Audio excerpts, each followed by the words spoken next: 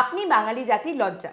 সম্ভবত আমাদের রাজ্যের মুখ্যমন্ত্রীকে উদ্দেশ্য করে এই কথাটি বলা হয়েছে এবং এই কথাটা একেবারেই আমার নয়। এবিপি আনন্দে একটি খবর কভার করা হয়েছে এবং সেখানে দেখা যাচ্ছে রাজ্য সরকারি এক কর্মচারী তিনি এই কথাটি বলেছেন। আজকে পশ্চিমবঙ্গের বাজেট ঘোষণার পরে তিনি বলেছেন, এতদিন সরকারের তরফ থেকে বলা হচ্ছিল মামলা চলছে তাই এখন ডিএ দেওয়া যাবে না, তাহলে আজকে কি করে ডিএর ঘোষণা করা হলো? এইরকম হাস্যকর কাজকর্ম করে আপনি আর রাজ্যবাসীকে ছোট করবেন না, আপনি বাঙালি জাতির লজ্জা। তারই সঙ্গে আরও একজন রাজ্য সরকারি কর্মচারী যিনি আন্দোলনে অংশ নিয়েছেন তিনি বলেছেন যে 39% গ্যাপ 3% দিয়ে ঢেকে দেওয়ার চেষ্টা করা হচ্ছে। উনি যেটা করার চেষ্টা করছেন সেই পরিস্থিতি এখন আর নেই, আমাদের এই আন্দোলন লাগাতার চলবে। আপনারা সকলেই জানেন পশ্চিমবঙ্গের বাজেট ঘোষণা করা হয়েছে আজকে এবং আমাদের রাজ্যের অর্থ প্রতিমন্ত্রী চন্দ্রিমা দেবী একেবারে রণজয়ী ভঙ্গিমায় ঘোষণা করে দিয়েছেন যে 3% ডিএ বাড়ানো হলো, যেখানে গ্যাপটা 39%। বেশ প্রশংসাও করেছেন তিনি যে এই ডিএটা বাড়ানো হয়েছে, সেটা মুখ্যমন্ত্রী কথা বলেছেন, মুখ্যমন্ত্রী ভেবেচিন্তে এই বিষয়টা করেছেন এবং তারপর বাজেট ঘোষণার পরে মুখ্যমন্ত্রী একটি ছোট্ট বক্তৃতা রাখেন। মানে বিষয়টা বা ভাবটা এরকম, দিদির দেওয়া 3% ডিএ মাথায় তুলে নেই রে ভাই, দিন দুঃখিনী রাজ্য মোদের এর বেশি আর সাধ্য নাই।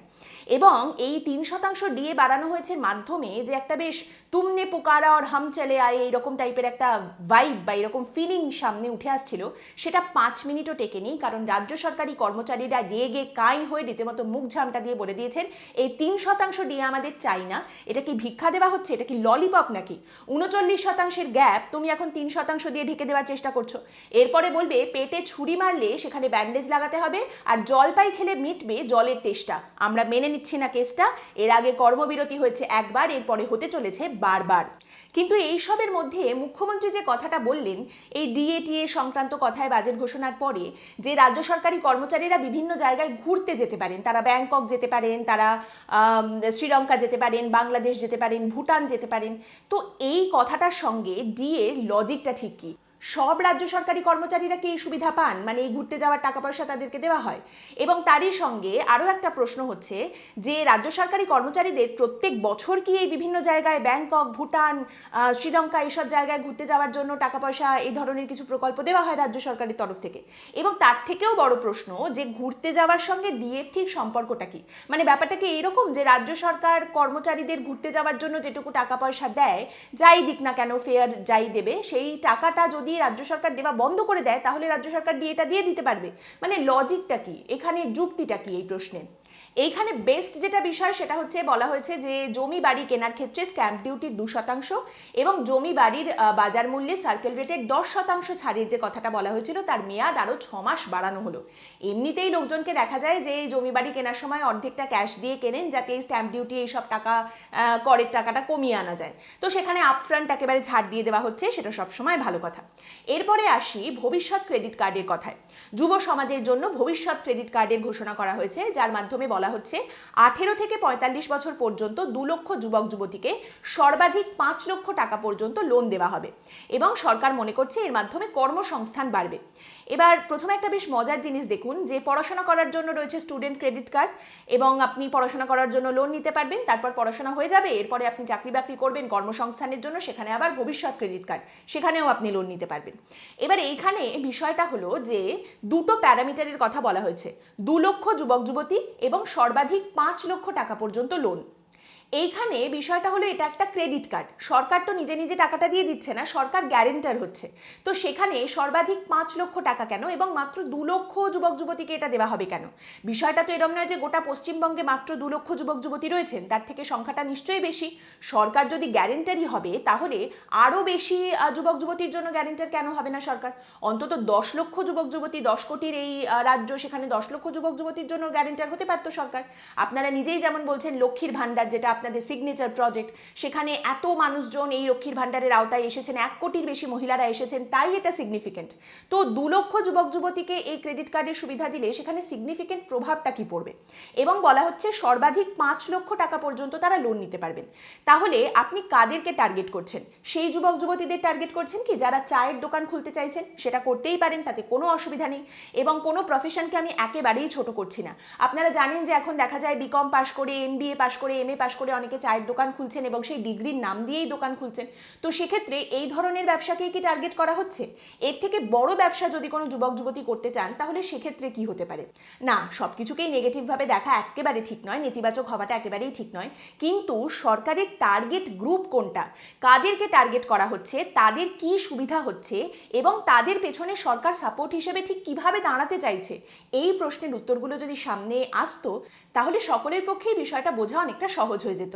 এরপরে কিন্তু বলতেই হবে ভাতার ট্রানজিশনটা একদম স্মুথ হয়েছে।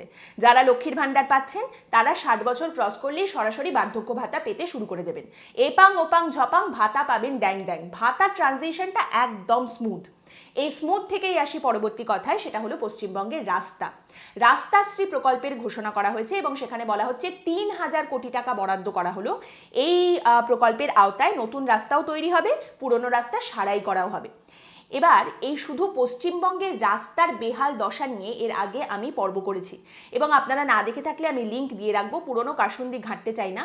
একদম সম্প্রতি ঘটে যাওয়া, একদিন আগের ঘটে যাওয়া একটি খবরের কথা আপনাদেরকে শোনাচ্ছি। ঘটনাটি বীরভূমের, যেখানে একসময় কেষ্টদা ছিলেন, তারপরে মুখ্যমন্ত্রী নিজে গিয়ে বলেছিলেন যে এবার বীরভূমের দেখাশোনা তিনি নিজেই করবেন, নিজের কাঁধে তুলে নিচ্ছেন তিনি সেই দায়িত্ব। তো সেইখানে একটি এলাকার রাস্তার অবস্থা এত খারাপ যে সেখান দিয়ে যাতায়াত করা যায় না এবং সেই এলাকার মানুষজন, গ্রামবাসীরা একাধিকবার বিভিন্ন দপ্তরে, সরকারি জনপ্রতিনিধিদের কাছে বারবার সেই কথা জানিয়েছেন, প্রতিশ্রুতি পাওয়া গেছে, কিন্তু আলটিমেটলি রাস্তার দিকে কেউ নজর দেননি। ফাইনালি গ্রামবাসীরা নিজেরাই চাঁদা তুলে সেই রাস্তা সারিয়ে ফেলেছেন এবং তারা বলছেন যে বহুবার তারা বহু জায়গায় গেছেন, বহু জনকে এই কথা জানিয়েছেন, অভিযোগ জানিয়েছেন, সবাই বলেছেন ঠিক আছে দেখবো, হয়ে যাবে, কিন্তু আলটিমেটলি কিচ্ছু হয়নি। গ্রামবাসীরা নিজেরা সেই রাস্তা সারিয়ে নিয়েছেন এবং অবশ্যই সরকার এবং প্রশাসনের বিরুদ্ধে তাদের ক্ষোভ সেটা তারা উগড়ে দিয়েছেন। পঞ্চায়েত নির্বাচনের আগে রাস্তাশ্রী প্রকল্পের কথা ঘোষণা করা হয়েছে, নিশ্চয়ই সেটা কাজে দেবে, কিন্তু ওই যে ঘর পোড়া গরু সিঁদুরে মেঘ দেখলে ডরায়। তো এখানে এই 3000 কোটি টাকা যেটা বরাদ্দ হয়েছে এর মধ্যে কত টাকা দিয়ে রাস্তা সারাইয়ের কাজ হবে আর কত টাকা দিয়ে নতুন রাস্তা তৈরির কাজ হবে সেটা যদি আলাদা আলাদা করে বলে দেওয়া যেত তাহলে বেশ বিষয়টা ভালো হতো। কারণ দেখুন, নতুন তৈরি রাস্তা, সেখানে বেশ সুন্দর বড় করে একটা পোস্টার বা একটা হোর্ডিং, সেটা দেখতে খুব সুন্দর লাগে। নেতা নেত্রীদের ছবি থাকে, সেখানে লেখা থাকে অমুকের অনুপ্রেরণায়, তেনাদের আশায়, তেনাদের ভালোবাসায়, তেনাদের সাহায্যে এই রাস্তা তৈরি হয়েছে, আপনাদের নেতা কাকেশ্বর কুচকুচ সরণি ইত্যাদি ইত্যাদি বলে পঞ্চায়েত ভোটের আগে যদি বেশ বড় সড়ো একটা পোস্টার লাগানো যায় তাহলে কিন্তু সেটা দেখতে ভালো লাগে এবং কাজেও দেয়।